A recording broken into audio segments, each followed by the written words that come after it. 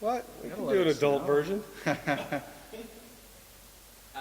Tonight, not probably quite the outing you guys are looking for from Javon. You get the win, so in the end, not a bad thing. But when you look at him as the manager, what could have gone a little different for him tonight? Well, it's the same story with Javon. When he's calm, he's good. He gets amped up and he throws instead of pitches, and he forgets about spotting up and not worrying about 92, 93, 88 to 90, hitting spots, setting pitches up, actually being a pitcher instead of a thrower. So it gets him in trouble. And, he's young. We went down this road a little bit with him last year, but, at the end of the day, that's what he needs to take away from it. But he also needs to have a positive mindset and go, look, I did what I could. I kept us in the game. I didn't have my best stuff. Gave us a chance to win, and the offense came through for him. And that's what this game's all about.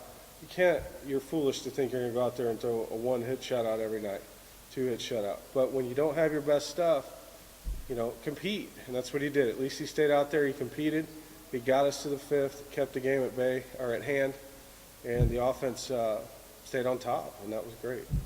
Jet, you're a guy that's new with the Grizzlies this year, but you look like, just from the way you interact with your teammates and the way that you've been playing, like you've been here a lot longer. Tell me how that gelling process has gone for you as far as fitting in here at Gatorade. Yeah, we've got a great group of guys that embrace new guys. A lot of guys from the past that really wrap their arms around those of us that are new and make us feel at home. So it's been a fun start and a fun place already to get to know people. Phil, he's impacted the lineup quite a bit, and that was very evident tonight. Tell me about your expectations for him coming in when the trade was made, and then what we're seeing now on the field night in and night out. Yeah, well, I had two angles with Jet before he was a Grizzly. We had, the short version of this, we had some issues to deal with as far as league rules with who we had coming back and experienced players. And we had a surplus of experienced arms, and I needed a guy, preferably a switch hitter, somebody in the middle of that lineup that's versatile, but also a guy that I know wants to win. I don't need another manager. And we played against Butler enough to know, he wants to win. He was on a team that didn't do so hot last year, and I could tell, it brings you down. And so going into the offseason, I knew what he was about off the field and what he cared about. And knowing that, I pursued him with the trade. Jordan Cudney, we gave up a really good arm to get a really good player in Butler. So, but that's what I want. That's why he's here. That's why he's in that 5-hole. That's why he's a staple in the middle of that lineup. He's an RBI guy, and I know what he's capable of. I don't think this league's seen what he's capable of, and that's another reason we wanted him here in our uniform. But at the end of the day, he's going to impact how teams approach their pitching with our lineup. Last question for you, Phil. Jet's a guy who can do it on the field, as you kind of talked about. How important is he to what you're trying to do, and how important is he to the clubhouse off the field?